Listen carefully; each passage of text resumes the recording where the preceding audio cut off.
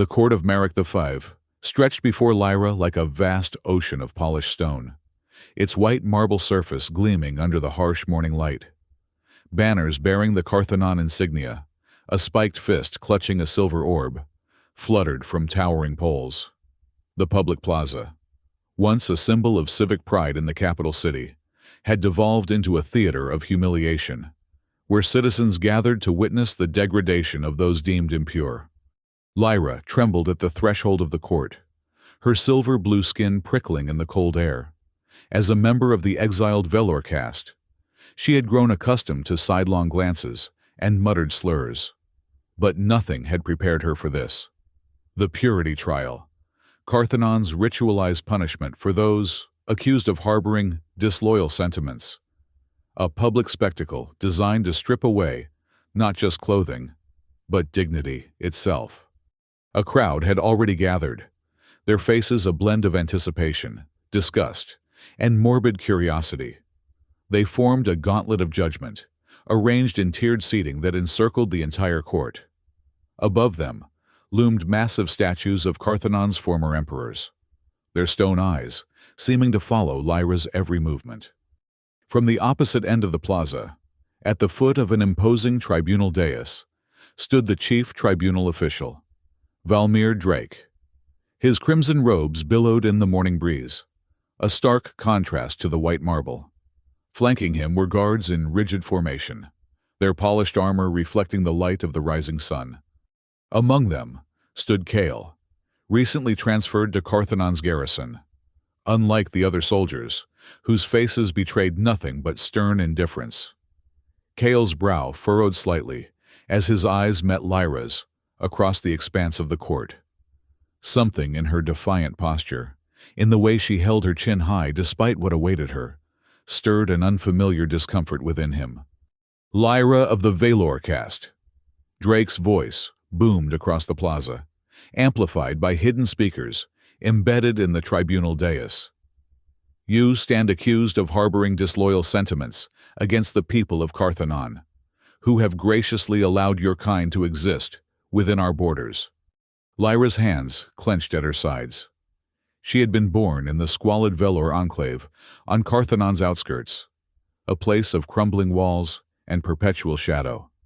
Like all Velor children, she had been separated from her family at 14, assigned to menial labor in the industrial district. Her crime?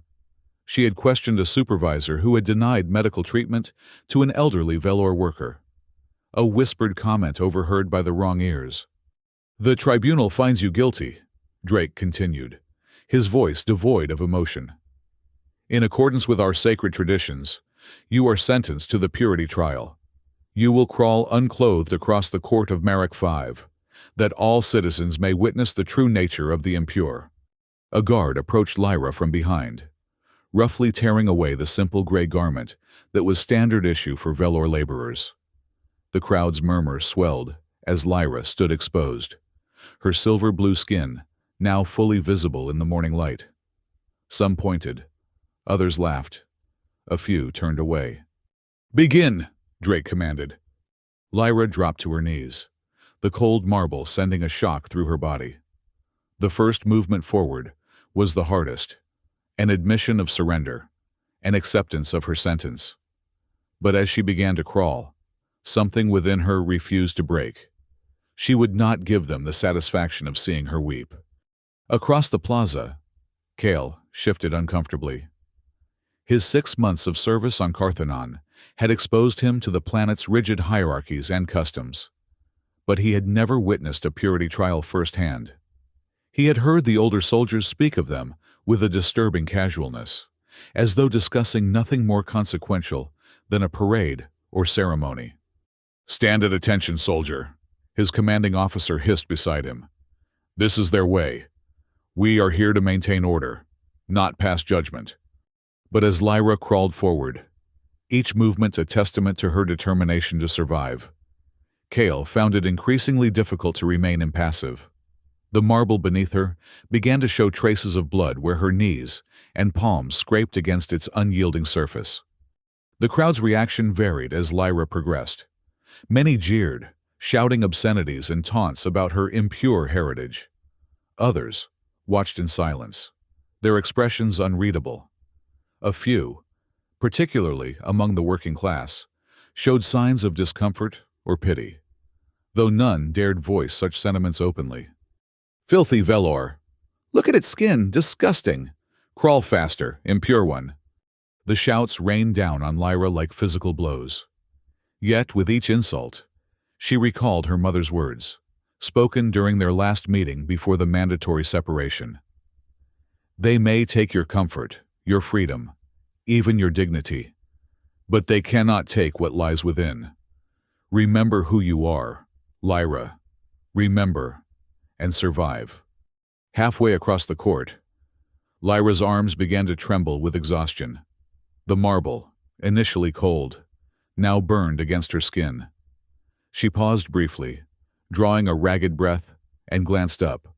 Through the blur of unshed tears, she noticed a merchant watching from his place among the crowd, Urath, who had occasionally traded with her enclave, one of the few Carthanon citizens who treated Velor with a modicum of respect.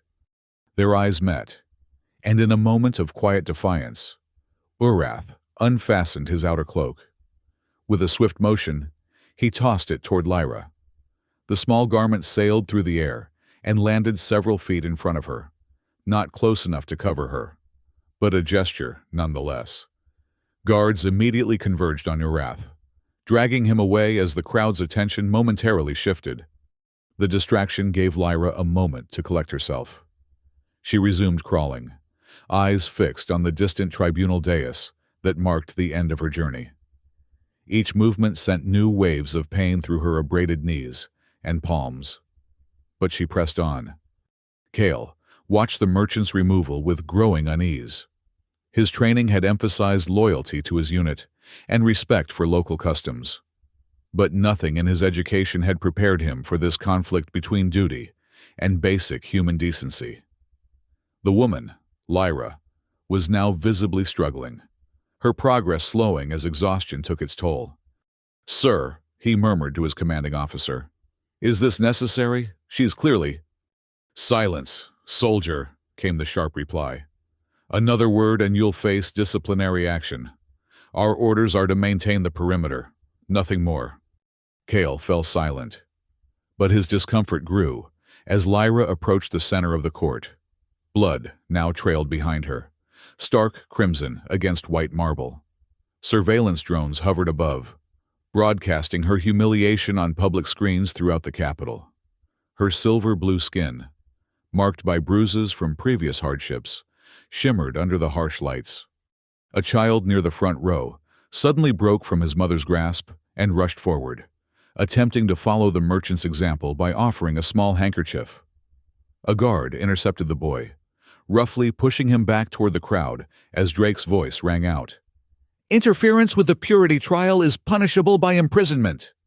Something in that moment, the guard's casual cruelty toward the child, Lyra's struggling form, the crowd's mixture of jeers and uncomfortable silence, crystallized the growing conflict within Kale. This wasn't justice or tradition. It was barbarism, masquerading as order.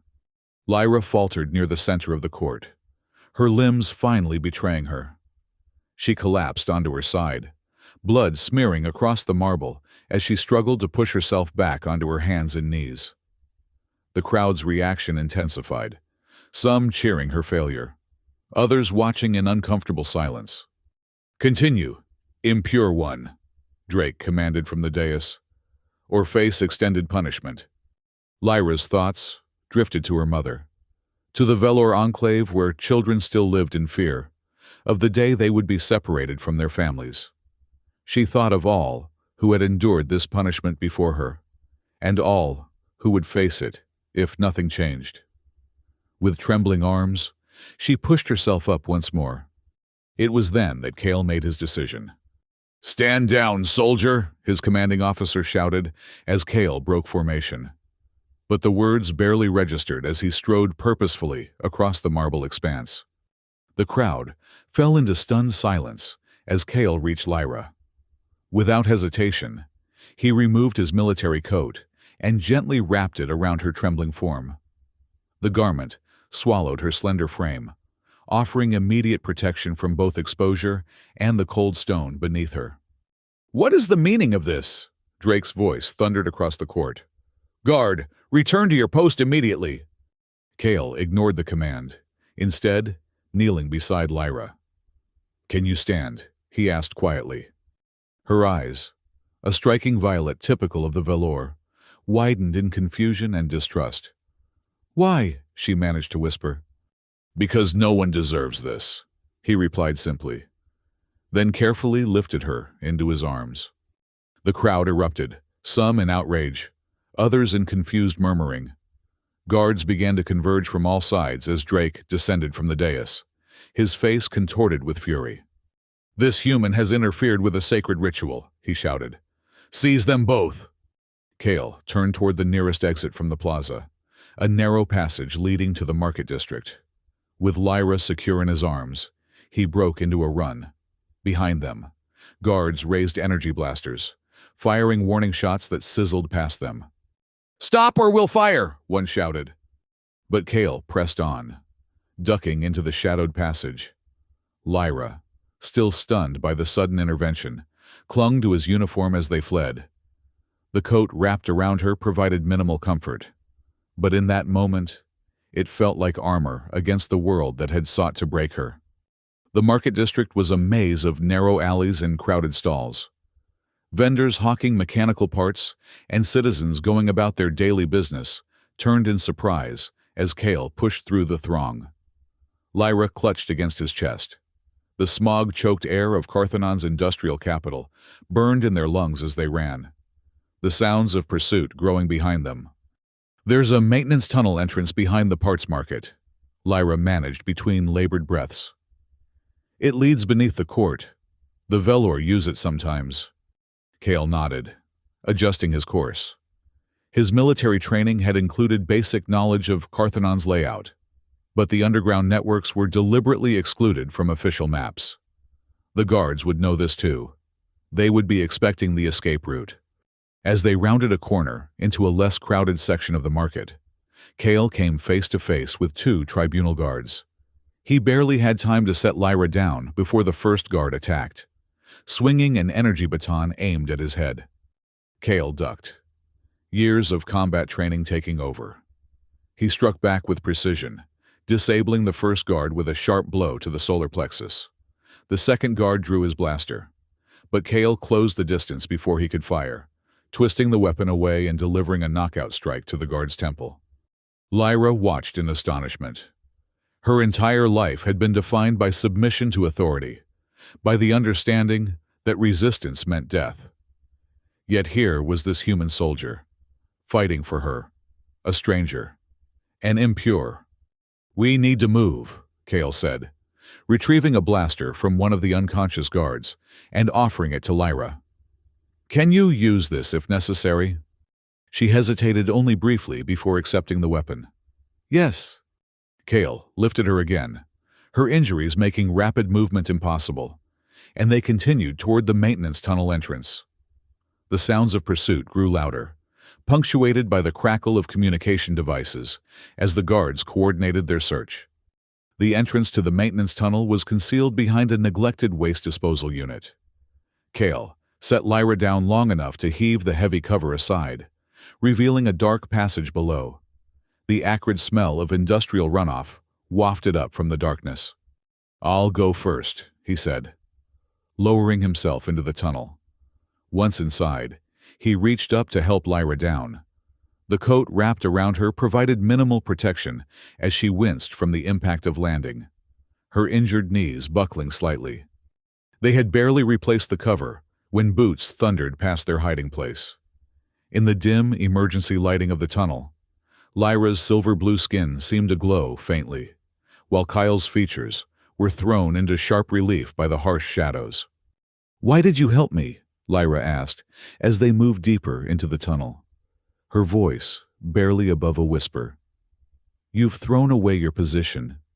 Maybe your life." Kale's pace slowed slightly. "I've been stationed on 3 planets in 6 years of service. I've seen a lot of customs, a lot of traditions. He paused, helping her over a section of collapsed flooring. But I've never seen anything like that, Court. No tradition justifies what they were doing to you. They continued in silence for several minutes, the sounds of pursuit fading behind them. The tunnels branched repeatedly, forming a labyrinthine network beneath the city. Lyra, despite her injuries, proved to be an able navigator, pointing out turns and warning of unstable sections. The Velor know these passages, she explained. We maintain them in exchange for being allowed to use them for transport between work sites. Most Carthanon citizens don't even know they exist. As they descended deeper, the emergency lighting became more sporadic, plunging sections of the tunnel into complete darkness. Kyle activated a small light on his utility belt, casting a narrow beam ahead of them. There's an alcove up ahead, Lyra said, her voice strained from pain and exhaustion. We should rest. The bleeding. Kale nodded, supporting more of her weight as they made their way to the maintenance alcove, a small chamber cut into the rock, containing basic tools and emergency supplies. Once inside, he helped Lyra onto a makeshift seat formed from sealed supply crates. Under the harsh light of the alcove's single functional lamp, the full extent of Lyra's injuries became apparent. Her knees and palms were raw and bleeding, streaks of blood trailing down her legs, bruises from rough handling before the trial mottled her arms. Kale located a basic medical kit among the supplies and knelt before her. This will sting, he warned before applying antiseptic to her wounds. Lyra hissed in pain, but remained still as he worked, watching his face with cautious curiosity. You're not like the other soldiers, she observed. They look through us, as if we're not even human. Technically, you're not, Kale replied, then immediately regretted his choice of words. I know what you mean, Lyra said, a hint of bitterness in her tone. Velor, human, different species, different origins. That's what they teach you, isn't it? That we're alien to this world? Kale focused on bandaging her knees. They teach us that Carthanon has its own laws and customs, and that our job is to maintain order, not question tradition. And yet here you are. Here I am, he agreed quietly.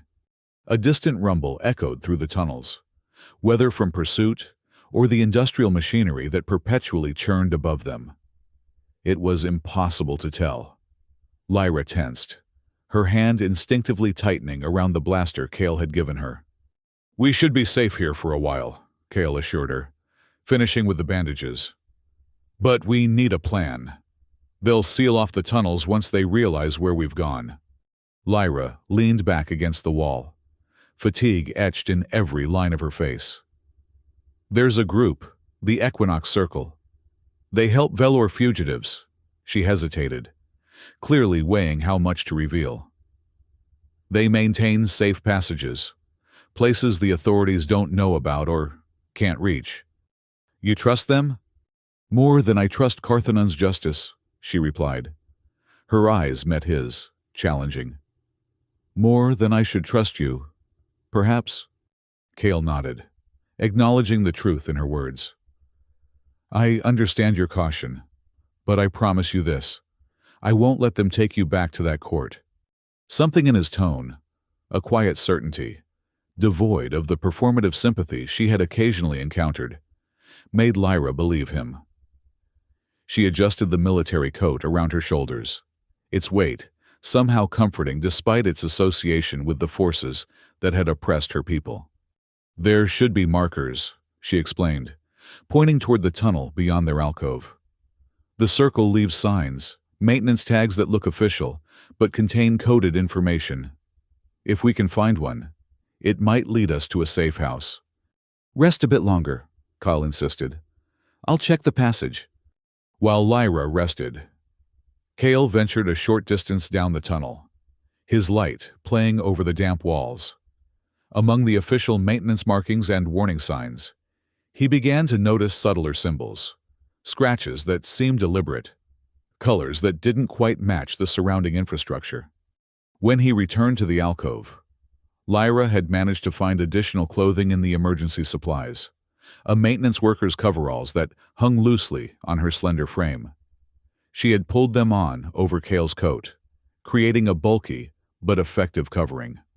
"I found something," Kale reported. "Markings that don't seem standard. 3 parallel lines with a crosshatch pattern." Lyra's expression brightened slightly. "That's it. The circle. The pattern indicates direction and distance." She attempted to stand, wincing as weight fell on her injured knees. "We need to follow it." Kale helped her up, supporting her weight as they ventured back into the tunnel. The markers became more frequent as they progressed, guiding them through turns and junctions that grew increasingly complex.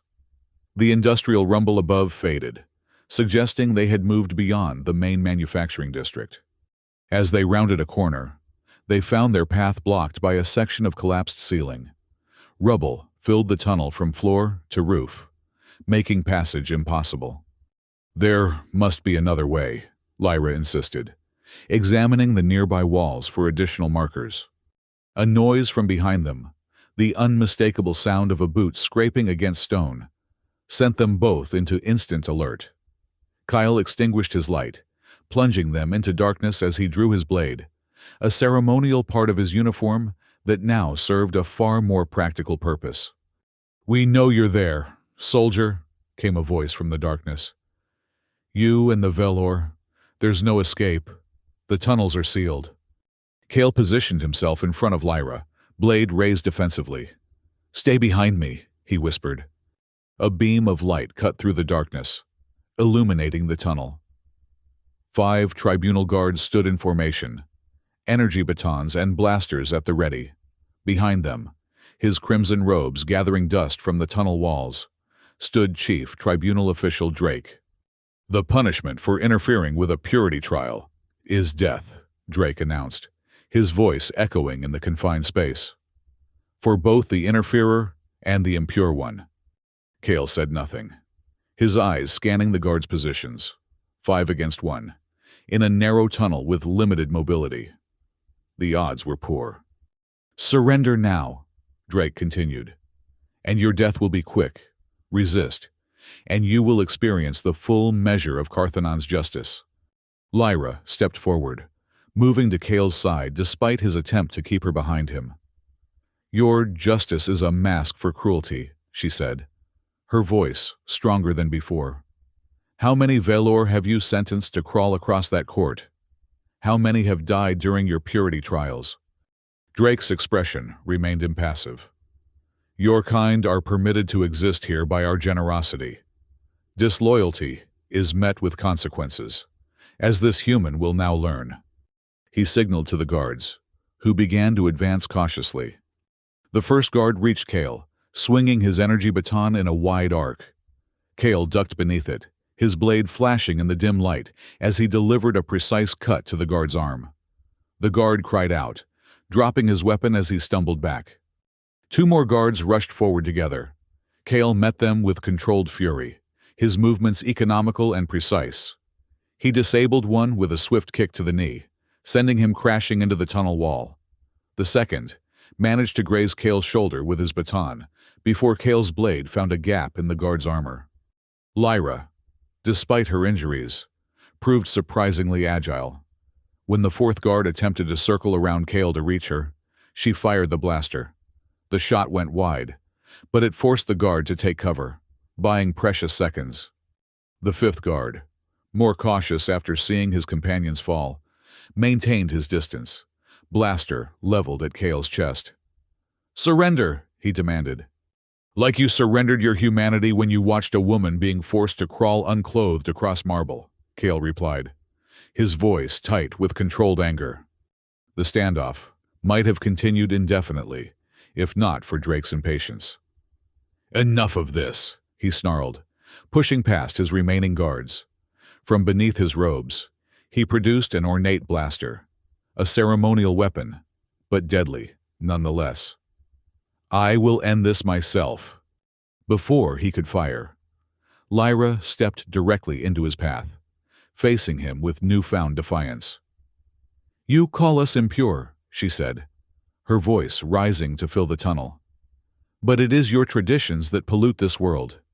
It is your justice that stains that marble court with blood." Drake's face contorted with rage. "Silence! Velor filth!" "I have a name," Lyra continued, her voice unwavering. "I am Lyra, daughter of Mira, descendant of the first Velor settlers on this world, before your kind claimed it as your own, before you decided that silver-blue skin made us impure." Her words seemed to physically impact Drake. He took a half-step back, his blaster wavering slightly. "Your lies will not—" "Not lies," Lyra pressed, taking another step toward him. "Truth. The truth your purity trials try to crush. The truth your court tries to scrub away with our blood and tears." The distraction was all Kale needed. In one fluid motion, he closed the distance to Drake, knocking the ceremonial blaster from his hand and pressing his blade to the official's throat. "Call them off," Kale demanded, indicating the remaining guards. "Now!" Drake swallowed, the blade pressing against his skin. "Stand down," he ordered his guards, his voice considerably less commanding than before. "Tell them to clear the tunnels," Kale continued. "All guards, out of the maintenance network." "You won't escape," Drake hissed. "Even if you kill me, others will hunt you. Carthanon does not forget such insults." "Perhaps," Kale acknowledged. "But right now, your life depends on clearing these tunnels." He increased the pressure of the blade, drawing a thin line of blood. "Give the order." Drake's composure finally cracked. "All units, withdraw from the maintenance tunnels," he said into his communication device. "Return to surface level." "That's an order." Kale maintained his position until the guards had retreated, dragging their injured companions with them. Only when the sound of their footsteps had faded did he lower his blade from Drake's throat. "Go," he said simply. "Tell your tribunal whatever story preserves your dignity. But know this, the next time you sentence someone to crawl across that court, remember how it felt to have a blade at your throat. Remember what it is to be powerless." Drake's face twisted with hatred, but fear kept him silent as he backed away. "This isn't over, soldier," he managed finally, before turning to follow his guards. When the sounds of retreat had fully faded, Lyra sagged against the tunnel wall, the burst of strength that had carried her through the confrontation evaporating. Kale caught her before she could fall, supporting her weight once more. "That was either very brave or very foolish," he remarked, a hint of admiration in his tone. "Sometimes they're the same thing," Lyra replied weakly. She gestured toward the collapsed section of tunnel. "We need to find another route." They backtracked to the previous junction, searching for additional markers. Eventually, they discovered a narrow service passage, barely wide enough for them to pass through single file, that bypassed the collapse. The journey through this constricted space was slow and uncomfortable. Lyra, despite her determination, was clearly reaching the limits of her endurance. Kale found himself carrying her for longer stretches. Her slight weight, a reminder of the hardships the Velor endured in Carthanon's rigid caste system. After what seemed like hours of navigating increasingly obscure passages, they emerged into a wider tunnel. Here, the markers of the Equinox Circle were more prominent, no longer disguised as maintenance notations, but bold symbols of resistance. "We're close," Lyra murmured, her head resting against Kale's shoulder. "The safe house should be nearby." The tunnel eventually opened into what appeared to be an abandoned archive, a vast chamber filled with decommissioned data storage units and forgotten documentation of Carthanon's earlier eras. Sections had been converted into living spaces, with partitions creating small rooms and common areas. As they entered, figures emerged from the shadows, a mixture of Velor, their silver-blue skin unmistakable, and a few humans. All regarded Kyle with immediate suspicion, particularly his military uniform, still visible despite the grime of the tunnels. A Velour woman stepped forward, her violet eyes narrowing as she took in the scene. Kale, supporting the injured Lyra, who still wore his military coat beneath the stolen coveralls. "Mara," Lyra said weakly, "he saved me. From the court." The woman, Mara, studied Kyle for a long moment before signaling to the others to lower their weapons. "Bring her this way," she instructed, leading them toward a sectioned-off area that served as a makeshift infirmary. As Kale gently laid Lyra on a cot, medics, both Velour and human, immediately began tending to her injuries. The sophistication of their equipment surprised him. Clearly, the Equinox Circle had resources beyond what he would have expected from an underground resistance. Mara drew Kale aside once Lyra was being cared for.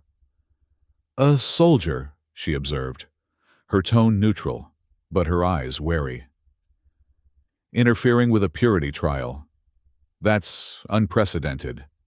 "It shouldn't be," Kale replied simply. Mara's expression softened slightly.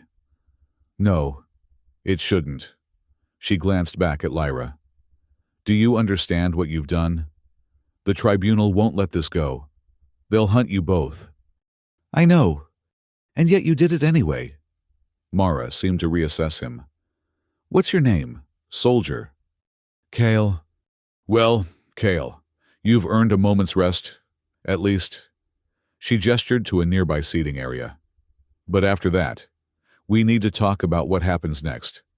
As Kale sank into a chair, the full weight of the day's events began to settle on him. He had violated direct orders, assaulted tribunal guards, threatened a chief official. His military career was over, and that was assuming he wasn't executed for his actions. Yet, watching the gentle care with which the medics treated Lyra, seeing the dignity restored to her that the court had tried to strip away, he found he couldn't regret his choice. Something fundamental had shifted within him when he saw her crawling across that marble expanse. A recognition that some lines should not be crossed, even in the name of duty or tradition. Hours passed as Lyra received treatment. The safe house operated with quiet efficiency, its inhabitants moving with the practiced coordination of those accustomed to living in the shadows.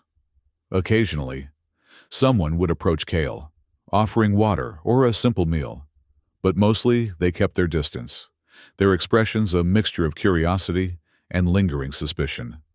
Eventually, Mara returned, accompanied by an older Velour man whose bearing suggested authority within the circle. "This is Eldon," she introduced. "He coordinates our activities in this sector." Eldon studied Kale with the penetrating gaze of one accustomed to making difficult judgments about people. "Mara tells me you interfered with a purity trial," he said without preamble. "That you fought guards and threatened Drake himself." "I did," Kale confirmed. "Why?" The question hung in the air between them, simple yet profound. Kale considered his answer carefully. "Because it was wrong," he said finally.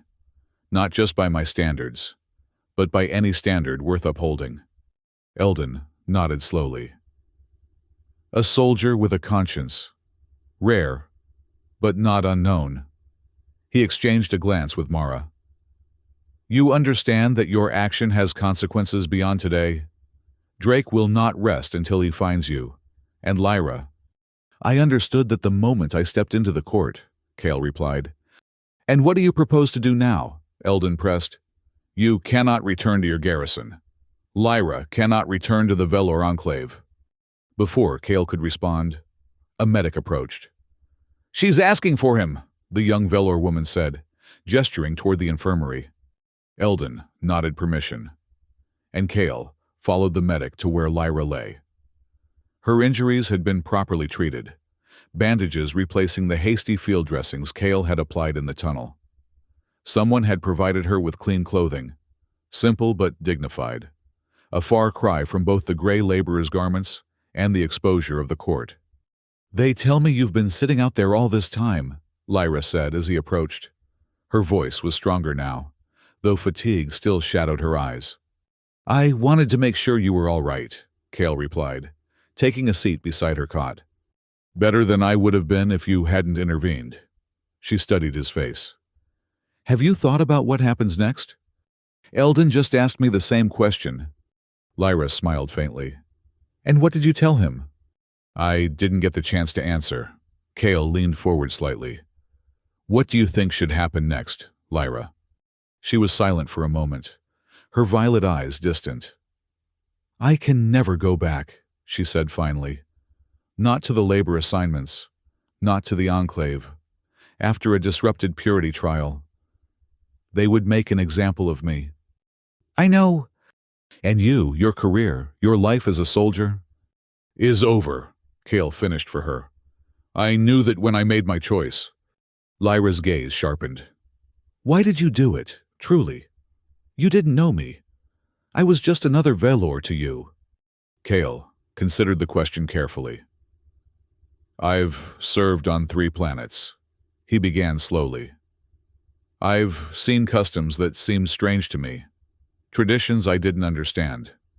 I was taught to respect cultural differences, to maintain order without judgment." He paused. "But there's a line. What was happening in that court? It wasn't justice or tradition. It was cruelty masquerading as order." "Many would say it's not your place to make that judgment," Lyra pointed out, though her tone suggested she wasn't among them. "Perhaps not," Cale acknowledged. "But if not me, if not anyone who witnesses such things, then who?" Their conversation was interrupted by Mara's return. "The council wants to speak with both of you," she announced. "Can you walk, Lyra?" With Cale's assistance, Lyra managed to stand and walk slowly to where Eldon and several other members of the Equinox Circle had gathered. They sat in a rough semicircle, their faces grave in the dim light of the repurposed archive. "We've discussed your situation," Eldon began without preamble. "It presents both danger and opportunity for our cause." "Your cause?" Cale questioned. "Equality," Mara replied simply. "An end to the caste system that treats Velor as less than human. An end to purity trials and all they represent." Eldon nodded. "What happened today? A human soldier intervening in a purity trial, directly challenging Drake. It's unprecedented. It will send ripples through Carthanon society." "Ripples you wish to amplify," Lyra surmised. "Yes," Eldon confirmed. "But it also places you both in grave danger. Drake will not let this stand. He'll use every resource at his disposal to find you." "What do you propose?" Cale asked. Eldon exchanged glances with the other council members before continuing. "Lyra remains here, under our protection. We believe she can become a symbol, proof that resistance is possible, that the system can be challenged." "And me?" Kyle asked, though he suspected he already knew the answer. "You must surrender to your commanding officer," Eldon said, confirming Cale's suspicion. Lyra started to protest, but Eldon raised a hand to silence her. "Hear me out. If Cale disappears into the underground with you, it becomes a simple story for Drake to tell. A rogue soldier, perhaps mentally unstable, who will be caught and punished. But if he surrenders voluntarily..." "It becomes a different narrative," Mara continued. "A soldier who acted on conscience, who stood publicly for what he believed was right."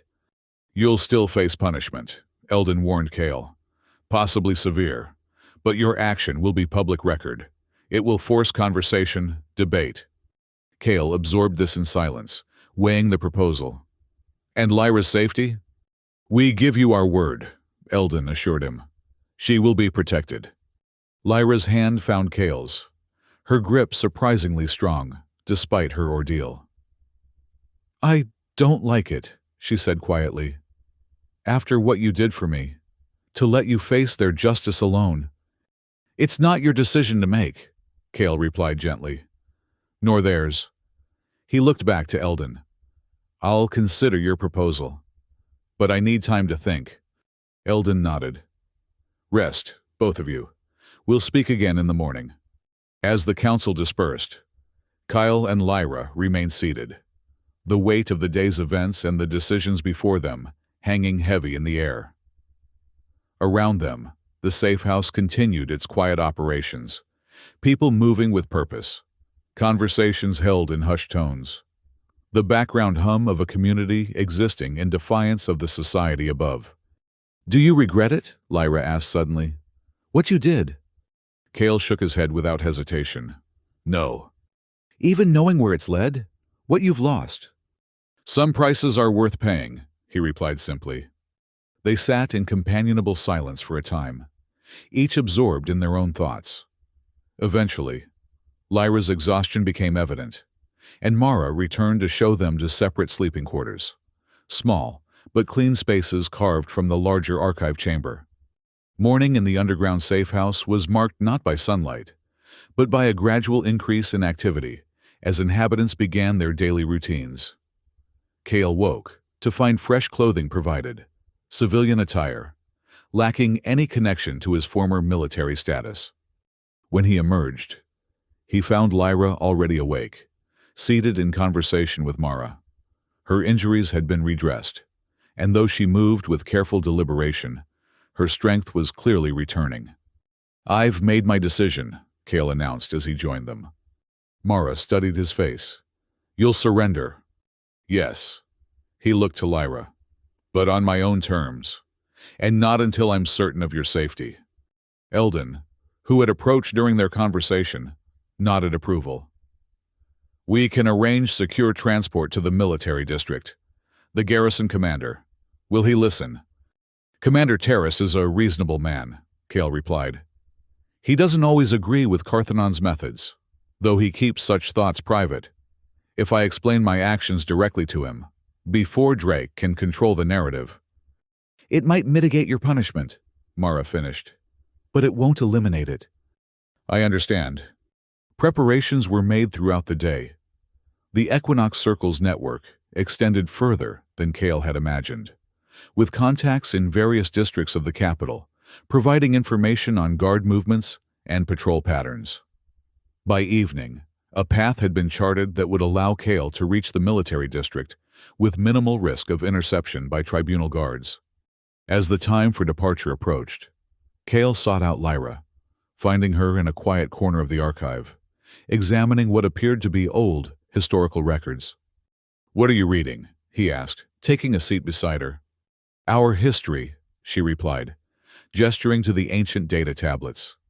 "The true history of the Valor on Carthanon, not the version taught in their schools." She looked up at him. "Did you know we were here first? The original survey team, 2 centuries ago. When the humans arrived, we shared our knowledge of the planet freely." "What changed?" "Power," Lyra said simply. "As more humans settled, they needed more resources, more labor. The Velor became convenient targets, different enough to be labeled other, numerous enough to be useful as workers." She set aside the tablet. "You're really going through with this?" "Yes." She nodded slowly. "Eldon believes it's the right strategy, that your surrender will create more disruption than your disappearance." "And what do you believe?"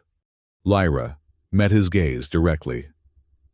"I believe you've already done more than anyone could have expected, more than anyone has ever done for me." Before Cale could respond, Mara approached. "It's time," she announced. "The path is clear, but it won't remain so for long." Final preparations were made quickly.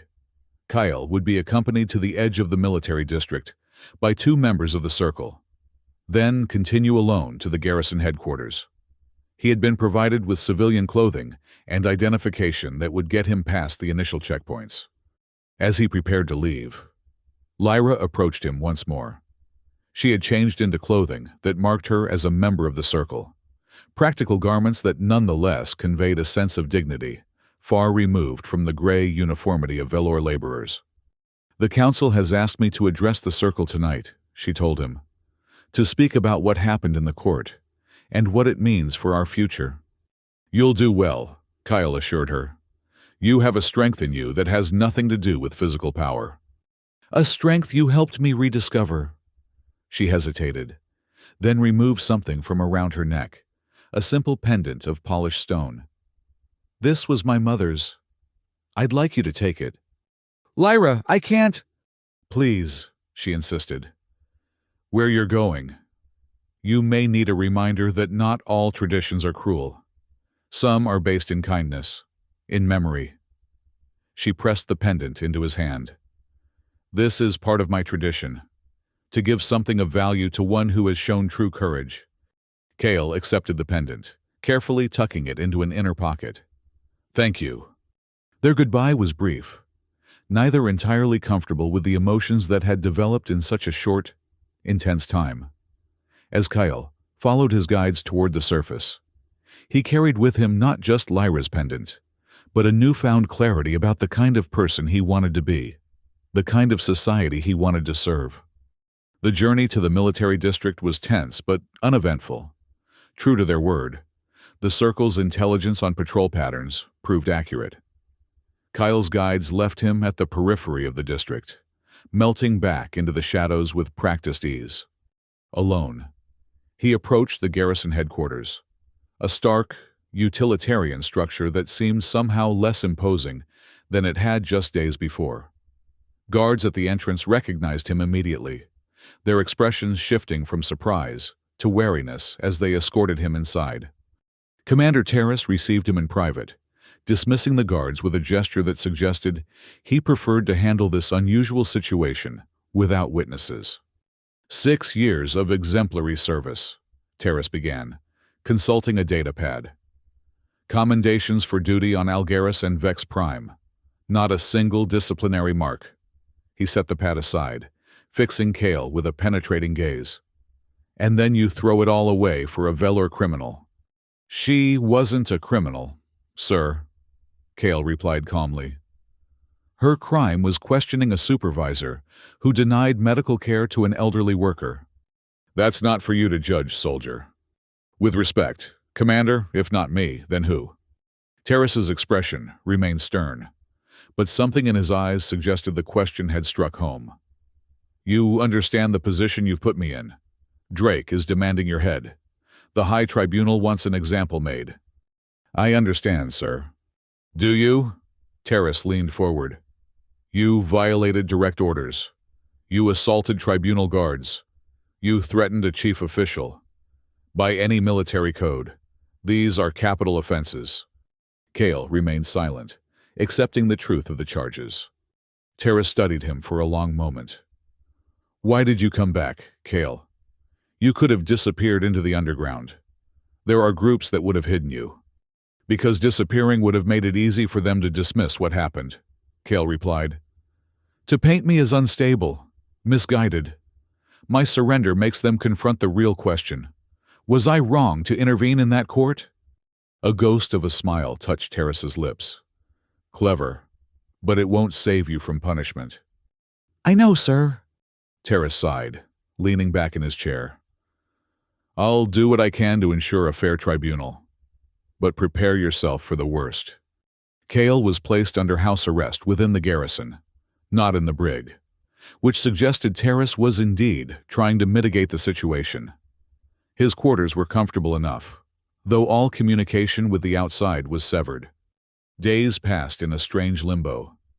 Occasionally, Terrace would visit, providing limited updates on the political maneuvering taking place between the military command and the civilian tribunal. Drake was pushing for immediate, severe punishment. Others, apparently, were more cautious. "Your action has sparked something unexpected," Terrace informed him during one such visit. "Conversations that weren't happening before. Questions being asked in public forums that were previously only whispered in private." "About the purity trials?" "About all of it. The caste system. The treatment of the Velour." Terrace's expression was unreadable. "I've served on Carthanon for 15 years. Cale, I've seen things that troubled me. But I told myself it wasn't my place to question local customs. And now, sir?" "Now I wonder if silence in the face of cruelty is its own form of complicity." Terrace straightened, his official demeanor returning. Your tribunal has been scheduled for next week. I suggest you prepare your statement carefully. The day of the tribunal arrived with a sense of grim inevitability. Cale was escorted to the military justice chamber, a formal space where discipline within the garrison was normally addressed.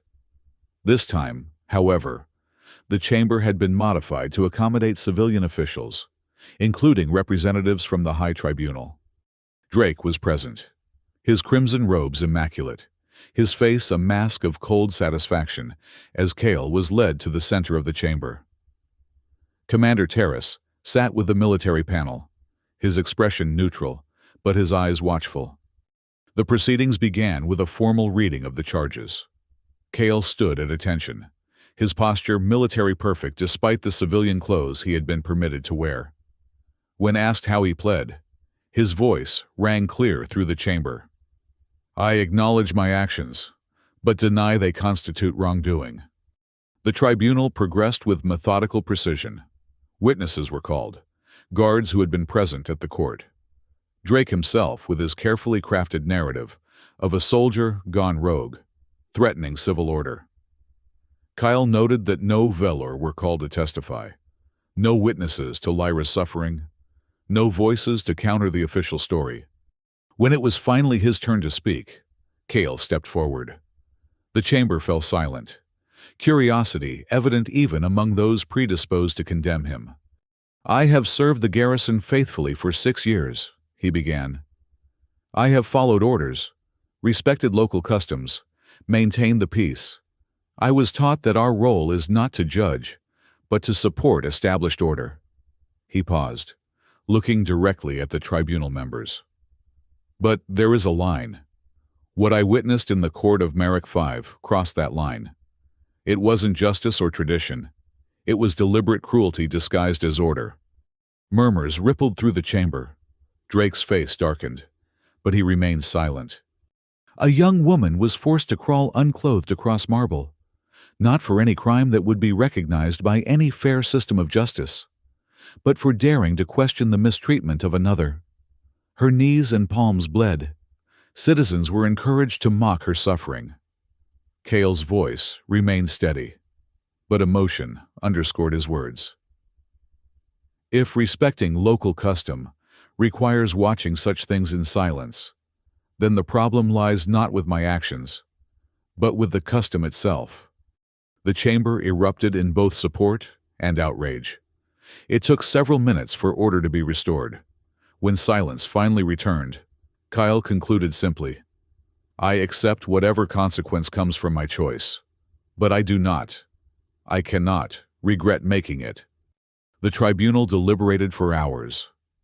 Kyle waited in a small anteroom, mentally preparing himself for the likelihood of severe punishment.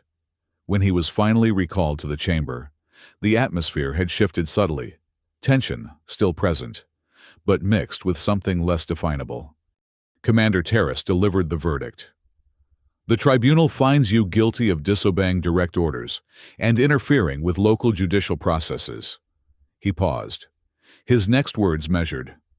However, in recognition of your previous service and the unusual circumstances, the tribunal has elected for leniency. You are hereby discharged from service, stripped of rank and benefits. You will be permitted to leave Carthanon on the next outbound transport, but are forbidden from returning. Drake rose in protest. This is unacceptable. He threatened a chief official. He disrupted a sacred... The tribunal has ruled. Terrace cut him off firmly. The matter is closed. As Cale was escorted from the chamber, he caught a final glimpse of Drake's face, fury mixed with the dawning realization that the narrative was slipping from his control. Something had shifted in Carthanon's carefully maintained order, a crack that might widen with time. Released with nothing but the clothes he wore and the few possessions he had carried on the day of the purity trial, Cale found himself at loose ends in a city that now viewed him with a mixture of curiosity, admiration, and hostility. The outbound transport wouldn't leave for another 3 days. He spent those days in anonymous lodgings, keeping to himself, aware that Drake's influence might yet reach him, despite the tribunal's ruling. On the final evening before his departure, as he sat in a small cafe in the commercial district, a hooded figure slipped into the seat across from him. Mara pushed back her hood just enough for him to recognize her. "You did well," she said without preamble. "The ripples are spreading faster than we anticipated." "Is Lyra safe?" he asked immediately. "She is. And more than safe. She's become a voice for change." Mara placed a small data chip on the table between them. "She recorded this for you. View it somewhere private." Before he could ask more, Mara was gone, blending seamlessly into the evening crowd. Later, in the privacy of his rented room, Cale activated the chip. A holographic projection flickered to life. Lyra, standing before what appeared to be a gathering of the Equinox Circle. She looked transformed from the broken figure he had carried from the court, still bearing the physical marks of her ordeal, but radiating a quiet strength that commanded attention. "Today, I was stripped of all but my truth," her recorded voice began. "They sought to break me with shame, to make an example of what happens to those who question. But something unexpected happened in that court." Her violet eyes seemed to look directly at Cale through the recording. "One person, one human, chose to see me as more than a symbol, more than a velour, more than an impure to be humiliated. He chose to see me as a person deserving of dignity." The gathered crowd in the recording was silent, captivated. That choice, that moment of conscience, has already begun to change Carthanon. Not through violence or force, but through the simple power of refusing to accept cruelty as tradition. Lyra's voice strengthened further. "We stand at a threshold. For generations, we Velor have endured. Now, we begin to resist, not just for ourselves, but for a Carthanon where no one is forced to crawl across marble to prove their worth." The recording ended with the image of Lyra raising her hand in a gesture that somehow conveyed both defiance and hope. As the hologram faded, Cale found himself holding Lyra's pendant, the simple stone warm in his palm, a tangible connection to the woman whose dignity had awakened his conscience. The next morning, as he boarded the transport that would take him away from Carthanon, Cale caught a glimpse of a public news screen in the departure terminal. The headline scrolling across it made him pause momentarily. "Tribunal announces review of purity trial protocols." It was a small step, perhaps more symbolic than substantive, but it was movement in a society that had long resisted change. As the transport lifted off, carrying him toward an uncertain future, Cale found himself thinking not of what he had lost, but of what might yet be gained from the simple act of refusing to watch a woman crawl unclothed across a marble court. In the Velor safe house deep beneath Carthanon's surface, Lyra continued to speak, her words carrying the weight of lived experience, her presence a reminder that resistance was possible. The silver-blue skin that had marked her for persecution now became a symbol of resilience, a visual reminder of the dignity that could not be stripped away, even by the most public humiliation. And somewhere in the sprawling capital, Chief Tribunal official Drake nursed his wounded pride and plotted his response to this unexpected challenge. But the whispers had begun, in markets and workplaces, in the Velor Enclave, and even within the ranks of the garrison itself. Questions that had long been suppressed were finding voice, and once spoken, could not easily be silenced again. The court of Merrick V stood as it always had, white marble gleaming in the morning light, tribunal dais imposing against the skyline. But those who passed it now sometimes paused, seeing not just the symbol of Carthanon's justice, but the memory of a woman forced to crawl and a soldier who chose to stand.